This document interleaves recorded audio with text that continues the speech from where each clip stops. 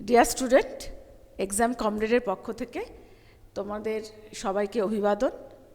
যারা প্রতিযোগিতামূলক পরীক্ষার জন্য প্রস্তুতি নিচ্ছ তাদের জন্য যে বিশেষ আলোচনাটা এখন আমরা করছি সেটা হলো, দেখো, রাজ্য সরকারের প্রত্যেকটা পরীক্ষায় কিন্তু বাংলা বিষয়ের গুরুত্বটা আজকে একটা বিশেষ জায়গায় পৌঁছেছে। এইটা কিন্তু মাথায় রাখতে হবে।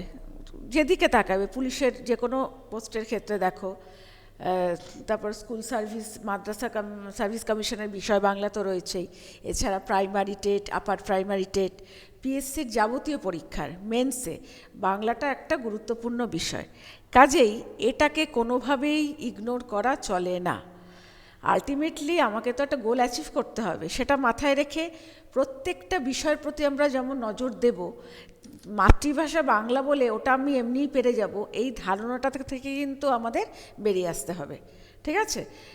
কেউ যদি মনে করে থাকো আমি বাংলা বিষয় নিয়েই অনার্স করেছি বা মাস্টার্স করেছি বা আরও কিছু হায়ার স্টাডিজ করেছি, এর জন্য আমার প্রতিযোগিতা পরীক্ষার ক্ষেত্রে এর আলাদা করে কোনো প্রিপারেশনের প্রয়োজন নেই, তারা কিন্তু খুব একটা ভুল ধারণা নিয়ে রয়েছে এটা বলবো।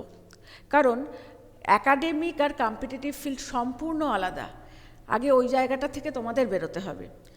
যেই পরীক্ষার জন্য যতটুকু যেই বিষয়ের প্রয়োজন তাকে সেইভাবে চর্চা করাটা আমাদের শিখতে হবে। তা আমাদের আজকের যে আলোচনাটার মেন বিষয় সেটা হচ্ছে প্রতিযোগিতামূলক পরীক্ষায় বাংলার গুরুত্ব কতখানি। ঠিক আছে? তো আমরা নেক্সট বিষয়টা চলে যাই। দেখো, এই যে বেশিরভাগ ছেলেমেয়েদের মধ্যে একটা ধারণা রয়েছে যে আগে প্রিলিমসটা হোক, প্রিলিমস ক্লিয়ার করলে মেনের জন্য প্রস্তুতি নেব। এবার তোমরা নিজেরা ভাবো, যারা ধরো উচ্চ মাধ্যমিকের পর বাংলা থেকে সম্পূর্ণ ডিটাচ, তারা এই সব পরীক্ষার ক্ষেত্রে কিভাবে বাংলার জন্য নিজেকে তৈরি করবে, ডেসক্রিপটিভের ক্ষেত্রে নিজেকে সেই লেভেলে নিয়ে যাওয়া, সেই উচ্চতায় নিজেকে নিয়ে যাওয়া, সেই উচ্চতায় পারফরমেন্স দেওয়া, আউট অফ টাচ থাকলে কিন্তু সম্ভব নয়। ঠিক আছে? একদম তোমাদের যথেষ্ট বিচার বুদ্ধি আছে, তোমরা যথেষ্ট বয়স হয়েছে চিন্তাভাবনার, নিজেরা বিচার করে নিজেদের ড্রব্যাকগুলোকে আগে খুঁজে দেখো এবং প্রিলিমস পাস করলে তবে মেনের জন্য প্রিপারেশান নেব, এই ধারণা থেকে বেরিয়ে এসে প্রিলিমসের সঙ্গে প্যারালালি মেন্সের কিন্তু প্র্যাকটিস চালাতে হবে। কারণ সময় একটা বড় ফ্যাক্টর। ঠিক আছে? প্রিলিমসের পর বেশি তোমরা সময় পাবে না মেন্সের জন্য প্রস্তুতি নিতে, এবং তোমরা নিজেরা জানো কার কোথায় ড্রব্যাক আছে। তাহলে প্রথম থেকে যদি সেটাকে ফাইন্ড আউট করে তোমরা ওটাকে মেকওভারের চেষ্টা করো, তাহলে কিন্তু আখের তোমরাই লাভবান হবে। এই জায়গাটা বুঝতে হবে যে আমি কেন যে মেন্সের যে প্রিপারেশান প্রিলির সঙ্গে নেব, এই জায়গাটা আমাকে বুঝতে হবে। এই কেনর উত্তরটা কিন্তু খুঁজতে হবে, যে আমি কেন পরে এটার, আমার তো বাংলা নিয়ে পড়াশোনা করেছি, আমি কেন আর তার জন্য আগে থেকে এত প্রিপারেশান নেব, আগে প্রিলিটা ভালো করে ক্লিয়ার করে নিই, সেটা একদম না। প্রিলির সঙ্গে মেন্সের প্যারালাল যদি তুমি নিজেকে তৈরি না করো, প্রিপারেশনটা যদি নিতে না শুরু করো, তাহলে কিন্তু একটা পরে তার কিন্তু সময়টা যে কিভাবে চলে যাচ্ছে, সেটা কিভাবে তোমরা হারিয়ে ফেললে সেটার গুরুত্ব বুঝতে পারবে। কাজে নিজেকে যেটুকু সময় পাবে নিজেকে ঠিক মতো প্রপারভাবে চ্যানেলাইজ করে আমাদের বিষয়ের জন্য এগোতে হবে। আচ্ছা, যাদের বাংলার ক্ষেত্রে দুর্বলতা রয়েছে তাদের তো বিশেষভাবে এর চর্চার প্রয়োজন। হ্যাঁ, কোনোটা দেখো, ব্যাকরণগত ভুলের ব্যাপার রয়েছে, ডেসক্রিপটিভ ক্ষেত্রে কত লেখার যে কায়দা, যে টেকনিক, সেটা আমাদের অনেকের জানার ক্ষেত্রে দুর্বলতা রয়েছে, সেটা আমাকে জানতে হবে। আমি ভালো লিখি, আমার বাংলা ভাষায় ভালো দক্ষতা রয়েছে, পাতার পর পাতা লিখে গেলাম, সেটা কিন্তু এই প্রতিযোগিতামূলক পরীক্ষার ক্ষেত্রে অ্যাপ্লিকেবল নয়। সবচেয়ে আগে যেটা দরকার, পরিমিতিবোধ। কোন পরীক্ষার ক্ষেত্রে কোন নাম্বারের জন্য কতটুকু আমায় লিখতে হবে, তার কি টেকনিক, এইটা জানতে হবে। পিএসসি ক্লার্কশিপের জন্য, মেনের জন্য যেভাবে বাংলা আমি প্রস্তুতি নেব, বিসিএস মেন্সের জন্য নিশ্চয়ই সেভাবে নেব না, তার মাত্রা আরও বেড়ে যাবে। কোন পরীক্ষার জন্য কোন প্রশ্ন কত টাইমের মধ্যে লিখতে হবে, এই টাইম ব্যাপারটা কিন্তু একটা বিশাল, টাইম ম্যানেজমেন্ট একটা কিন্তু বিশাল জিনিস। এক একটা প্রশ্নের জন্য আমি কত টাইম বরাদ্দ করব এবং সেই টাইমের মধ্যে নিখুঁতভাবে বানান ভুল না করে সঠিক শুদ্ধ বাক্যে আমি বাংলা লিখতে পারছি কিনা, এটাও কিন্তু একটা বড় চ্যালেঞ্জ। বহু ছাত্রছাত্রীকে দেখেছি যে ম্যাডাম ক্লাসে আলোচনা করে দিন, লেখার দরকার নেই, আমরা লিখব না, নোট পেলেই হয়ে গেল। তোমরা বলতেই পারো আমরা নিজেরা প্র্যাকটিস করে নেব, আপনি শুধু আলোচনা করে দিন। কিন্তু নিজেরা বলো তো আদৌ সেটা তোমরা করো কি না? এই ঘড়ি ধরে রেগুলার যে প্র্যাকটিস করার ব্যাপারটা আদৌ তোমাদের মধ্যে আছে কি না, এটা একটা বড় ফ্যাক্টর। কাজেই প্রথম দিন থেকে যখন মনে করবে এই পরীক্ষার জন্য আমি প্রিপারেশন নেওয়া শুরু করেছি, তাহলে সেভাবেই নেওয়ার চেষ্টা করতে হবে, ঠিক আছে? ইভেন শুধু পড়া না, সেই সঙ্গে রীতিমতো অনুশীলন একটা বড় জিনিস, যেটা অনেক দুর্বলতা কাটিয়ে দেয়, ঠিক আছে? আর যেই পরীক্ষার জন্য যেই বিষয়টি যতটুকু দরকার, যতটুকু লেখা দরকার, সেই জিনিসটা আমাকে জানতে হবে। এবং সেই পরিমিতি বোধটাকে যদি আমি কন্ট্রোল করতে না পারি, তাহলে কিন্তু প্রতিযোগিতামূলক পরীক্ষার ক্ষেত্রে খুব অসুবিধার জায়গা তৈরি হয়ে যেতে পারে। কাজেই কেউ যদি ভেবে থাকো যে প্রিলি ক্র্যাক করার পর আমি মেন্সের জন্য প্রিপারেশন নেব, সেই ধারণার থেকে আজই বেরিয়ে এসো। এবং চাকরিটা তো আমার অর্জন করতে হবে, শুধু পাশ করলাম আর আমার ছবি বেরোলো বিভিন্ন ম্যাগাজিনে, সেটা তো মানে তা দিয়ে তো তোমার গোল অ্যাচিভ হবে না। তাহলে আলটিমেটলি রেজাল্টটা পেতে হলে যা যা করা দরকার সেটা তোমায় করতে হবে। কাজেই প্রথম দিন থেকে প্রিলির সঙ্গে প্রথম দিন থেকে কিন্তু মেন্সের জন্য তৈরি হতে হবে, ঠিক আছে? আর বিশেষত যারা যে বিষয়ের ক্ষেত্রে দুর্বলতা বেশি, তার প্রতি তো বেশি নজর দেবেই। আচ্ছা, তারপরে যে বিষয়টা আমরা বলি, চলে আসি এবার যে বাংলা ভাষা আমার মাতৃভাষা, এটা শেখার প্রয়োজনীয়তা কী?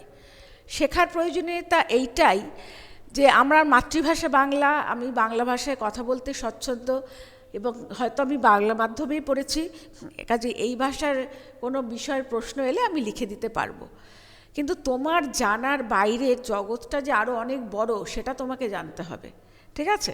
আজকালকার ছেলে মেয়েদের মধ্যে যেটা একটা আমি কি বলবো, দুর্বলতাই বলবো, বা হয়তো ওরা অতটা গুরুত্ব দেয় না, সেটা হচ্ছে রেগুলার বেসিসে পেপার পড়া।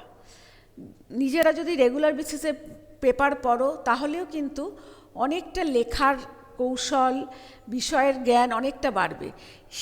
সেই বিষয়টি নিয়ে যদি আমি নিজে লেখার ঘড়ি ধরে নিজে লেখার চেষ্টা করি, তাহলে কিন্তু আমি নিজেকে একটা গুছিয়ে নিতে পারবো। হ্যাঁ, সেই জিনিসটা রেগুলার বেসিসে প্র্যাকটিস করতে হবে। প্রতিদিন আমি একটা নির্দিষ্ট সময় বেছে নিয়ে কোনো একটা টপিক ধরে সেটা পড়ে নিজে থেকে লেখার চেষ্টা করলাম, এবং সেই বিষয়টা নির্দিষ্ট ওয়ার্ড লিমিটের মধ্যে নির্দিষ্ট টাইমে লিখতে পারছি কি না সেটা দেখতে হবে। তার মধ্যে বানান ভুল হলে চলবে না, কারণ 3টে বানান ভুল হলে ডেসক্রিপটিভের ক্ষেত্রে একটা করে নাম্বার কাটা যাবে। তাই এরকম অনেক কিছু টেকনিক জানতে হবে, যেগুলো অনেকেরই জানা নেই, এবং না জেনেই আমরা বাংলা তো পেরে যাব এরকম একটা ধারণার বশবর্তী হয়ে বিষয়টার প্রতি গুরুত্ব দাও না, এবং পরে রিয়েলাইজ করো এত কোশ্চেন কমন এলো, তারপরেও কেন আমার নাম উঠলো না, কেন পারলাম না। এই না এর উত্তরটাই তো বাবা খুঁজতে হবে, কেন আমি পারলাম না, এই নার ব্যাপারটা আমাকে খুঁজতে হবে, কোথায় আমার ড্রব্যাক রয়েছে। মানে বিশ্লেষণ ভীষণ দরকার, ঠিক আছে? ও আমার থেকে পড়াশোনায় ভালো না, কম নাম্বার পেয়েছে, ও কি করে ওই পরীক্ষায় পাশ করে গেল? তাহলে কিছু তো ওর মধ্যে এমন কিছু বিষয় রয়েছে বা কিছু ড্রব্যাক সে নিজেকে এমনভাবে মেকওভার করেছে যে আজকে ওই জায়গাটায় পৌঁছেছে বা সেই উচ্চতার পৌঁছাতে পেরেছে। তাহলে আমার যে ভুল, সেই আত্মবিশ্লেষণের তো সময় এসে গেছে।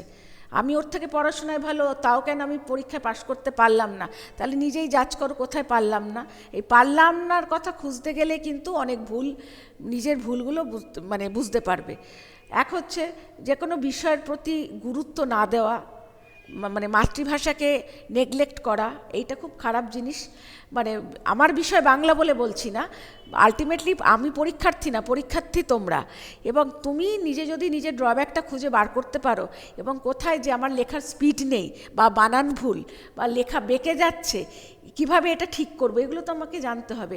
কোন প্রশ্নের জন্য কতটুকু লিখতে হবে সেটা আমাকে জানতে হবে, ঠিক আছে? তো এই যে বিভিন্ন খুঁটিনাটি বিষয়, সেগুলোর প্রতি নজর দিতে হবে, ঠিক আছে? আচ্ছা, কাজেই এর প্রয়োজনীয়তাটা অনেক কিছুই আছে, যে মানে লেখার যে টেকনিক, কোন পরীক্ষার জন্য কি লিখব সেই জানার প্রয়োজনীয়তাটা আছে, তার জন্য চর্চাটাও দরকার সেই মাপে। এরপর বলছি যেটা আমরা আলোচনা করি যে এই বাংলা বিষয়টি কিভাবে প্রস্তুতি নেব চাকরি পাওয়ার জন্য। দেখো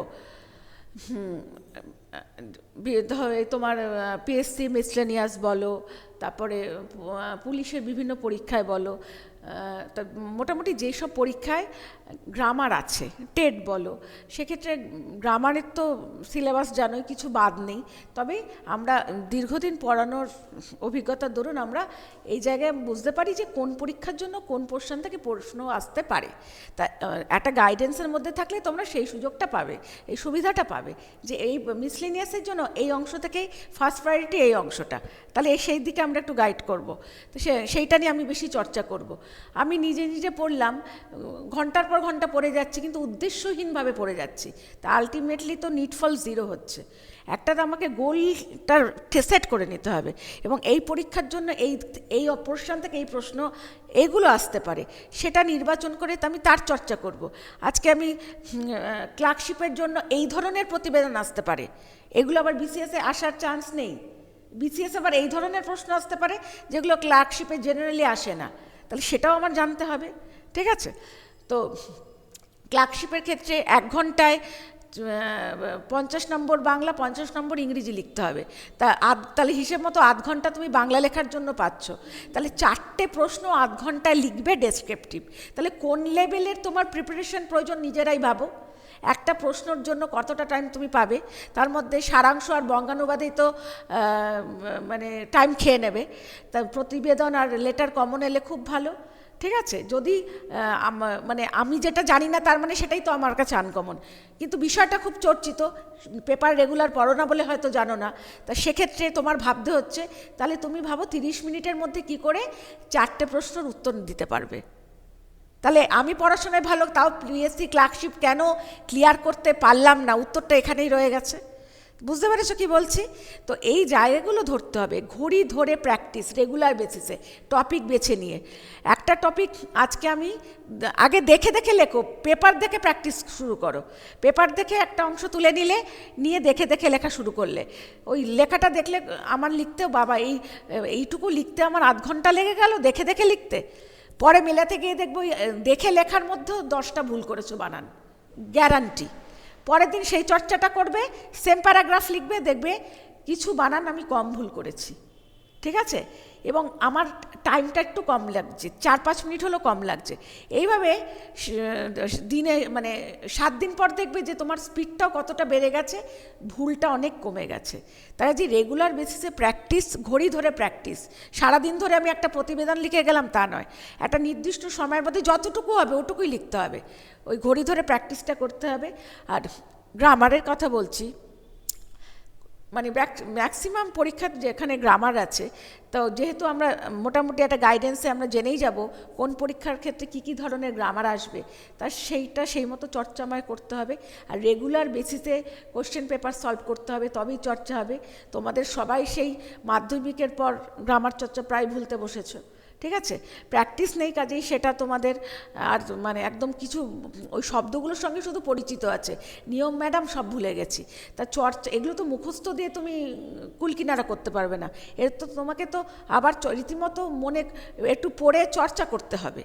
যেগুলো মুখস্থ দিয়ে কাজ হবে সেগুলো মুখস্থ করবে, কিন্তু যেগুলো শেখার ব্যাপার সেটা তো তোমাকে শিখে অনুশীলন করতে হবে, নাহলে তো তুমি পরীক্ষায় ঠিকমতো কাজ মানে পারফর্ম করতে পারবে না। তো এই জায়গাগুলো তো দেখতে হবে। তাহলে এই চর্চাটা যদি তুমি আফটার প্রিলিক ক্র্যাক করার পর শুরু হয়, তাহলে তো নিজেরাই বুঝতে পারছো যে এত বড় সিলেবাস কীভাবে মেকওভার হবে, তাই না? মিসলেনিয়াসে এত একটা গ্রামার আছে, ডেসক্রিপটিভ পার্ট আছে, কাজেই যে কোনো পরীক্ষার ডেসক্রিপটিভ পার্ট একসাথে তুমি চর্চা করছো ভালো, প্যারালালি গ্রামারটাকেও গুরুত্ব দাও, কারণ প্রচুর পরীক্ষায় গ্রামার আছে। এবং রেগুলার বেসিসে সেটা যদি চর্চা করো এবং শিখে নিয়ে চর্চাটা রাখতে হবে, সেটা না করলে কিন্তু নিজেরাই সমস্যায় পড়বে।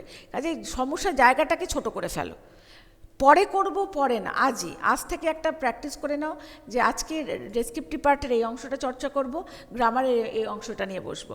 দুদিন পরের দিন আরেকটা টপিক নাও, তারপরের দিন প্রথম দিন যেটা করলাম সেটাকে আবার একটু দেখে নাও মনে আছে কিনা। এইভাবেই চর্চাটা তৈরি করতে হবে। এই বছর না তো পরের বছর পাশ করব ওই ভেবে তো হবে না। এটাকে মনে করো স্কুলে পরীক্ষার মতো। স্কুলে যদি পরীক্ষায় পাশ না করতাম, বাড়িতে যে একটা অপমানের ভয়, মানে কৃতকার্য না হতে পাওয়ার যে লজ্জা, সেটা চাকরির পরীক্ষাটাকে ওই লেভেলে নিয়ে আসো। বা মনে করো এটাই আমার শেষ সুযোগ, আমার দেয়াল পিঠে ঠেকে গেছে, আজকে আমার মানে অস্তিত্বের সংগ্রাম, ওই জায়গায় নিজেকে নিয়ে যাও যে চাকরিটি না পেলে আমার পেটে ভাত জুটবে না। যখন সেই জায়গায় নিজেকে নিয়ে যেতে পারবে তখন আর কিন্তু তোমাকে পিছনে তাকাতে হবে না। ঠিক আছে? সেই সঙ্গে এই ভাবনাটার সঙ্গে তোমার সেই পরিশ্রমটা দরকার, সঠিক পরিশ্রম।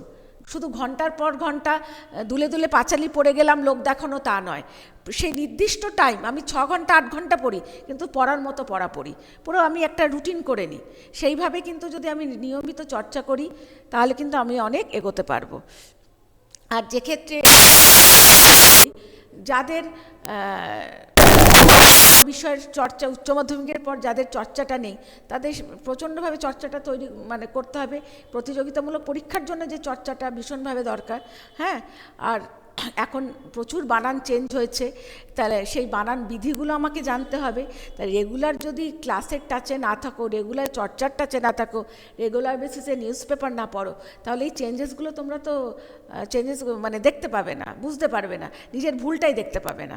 তো এই জায়গাগুলো কিন্তু নজর করতে হবে। ঠিক আছে? তা এই বক্তব্য যেটা, তো এক্ষেত্রে যেটা বলি যে ব্যাকরণের কথা তো আমি প্রসঙ্গক্রমে আগেই বলে দিলাম। এবার হচ্ছে অনুশীলন, মানে শেখার পর অনুশীলনটাকে সেই লেভেলে নিয়ে যেতে হবে। মানে যেগুলো মুখস্থর ক্ষেত্রে ধরো, যেমন ধরো মিসলেনিয়াসের ক্ষেত্রে, মানে সাধারণত যে ধরো ফার্স্ট প্রেফারেন্স থাকে পদান্তর, বিপরীত শব্দ, আচ্ছা, তারপরে হচ্ছে তোমার অশুদ্ধি সংশোধন। তো এই যে জিনিসগুলো জেনারেলি প্রত্যেকবার মিসলেনিয়াসে কম বেশি এসে থাকে। এছাড়া কি আছে? বাচ্যবাক্য পরিবর্তন, বাগধারা, প্রবাদ প্রবচন, এগুলো কিন্তু মিসলেনিয়াসে খুব আসে। তো কয়েকটা টপিক আছে যে মিসলেনিয়াসে আসবেই, তা সেগুলোর চর্চা করা, যে ফার্স্ট প্রেফারেন্স কোনগুলো, ব্যাকরণের সেই অংশগুলোকে আগে দেখা। ঠিক আছে? তারপরে প্রেফারেন্স বেসড, এরপরে প্রেফারেন্স কোনগুলো আছে সেইগুলোকে দেখা। সমাস বা শব্দার্থ বলো, বা মূল অর্থ পরিবর্তিত অর্থ, এইভাবে আমরা প্রেফারেন্স অনুযায়ী করাবো। ঠিক আছে? বা নিজেরা তোমরা এইভাবে প্র্যাকটিস করবে, একদম মেথডিক্যালি এগোতে হবে। মানে একটা বই নিয়ে আগা পাঁচতলা পড়ে গেলাম, কি পড়লাম নিজেই জানি না, এত পড়বো কী করে, এত মনে রাখবো কী করে, আজকে এই বয়সে দাঁড়িয়ে এত কিছু মাথা সম্ভব না। কারণ আমাদের একটা বয়স হয়েছে, আমাদের এই চাকরির সংগ্রামের সঙ্গে পারিপার্শ্বিক আরও সংগ্রাম আছে। তাহলে যেটুকু টাইম পাচ্ছি সেটুকুকে গুছিয়ে নিয়ে আমার এগোতে হবে। ঠিক আছে? তো তোমাদের একটা বয়স হয়েছে, তোমাদের বিচার বুদ্ধি তৈরি হয়েছে, সেই মতো সবার সময়ের দাম আছে, অর্থের দাম আছে, পরিশ্রমের দাম আছে। সেটা অ্যাবিউজ যদি হয় তাহলে তো কোনো লাভ নেই। এই জায়গাটা বুঝতে হবে। ঠিক আছে? তো আর কিছু বলার নেই, এটাই মূল কথা, যে নিজেদের ভুল ভ্রান্তিগুলো আগে নিজেরা আইডেন্টিফাই করো, যে যা ড্রব্যাক আছে সেগুলোকে মেকওভার করো, এবং তার মানে কি বলবো, সেটাকে মেকওভার করার জন্যে যা যা কাজ বা যে চর্চাটা আমার প্রয়োজন, সঠিকভাবে সেটা করতে হবে। মানে প্রতিটা মুহূর্তকে কাজে লাগাতে হবে। সামনে তোমরা সবাই জানো যে লোকসভা নির্বাচন, রাজ্যেরও বিভিন্ন পরীক্ষার অ্যাড এখন বেরোবে। এই সুযোগটাকে কাজে লাগাতেই হবে। হাঁড়ি কাঠে আগে মাথা গলাতেই হবে, তারপরে তোর পরেরটা পরে রইল। ঠিক আছে? এবং এই যে সুযোগটা 2024-এ একটা বিশাল সুযোগ কর্মক্ষেত্রে তৈরি হচ্ছে, সেইটা কিন্তু বহু বছর পর এসছে। এই সুযোগটাকে হাতছাড়া করা প্রচণ্ড বোকামো হবে। কাজেই যেটুকু সময় আমাদের হাতে এখনও আছে তার মানে সম্পূর্ণ সদ্ব্যবহার করবে, তাহলে কিন্তু দেখবে একটা আশানুরূপ তোমরা ফল পাচ্ছ। আর বিষয় বাংলা ক্ষেত্রে বলি যে মাতৃভাষা বাংলা বলে একে অবহেলা করে ক্লাসে বা মানে কি বলবো ফাইনাল খেলায় ঠিক গোল করে আসবো, সেটা হয় না। কোয়ার্টার ফাইনাল থেকে ঠিকঠাক পারফরমেন্স দিতে হবে, মানে ফাইনালে হয় না, ঠিক আছে? তো এই জায়গাটাকে বুঝতে হবে, চিন্তা ভাবনা করো এবং সেইভাবে এটা সঠিকভাবে তার ব্যবহার করো। আশা করি নিশ্চয়ই তোমরা একটা আশানুরূপ ফল পাবে, ঠিক আছে?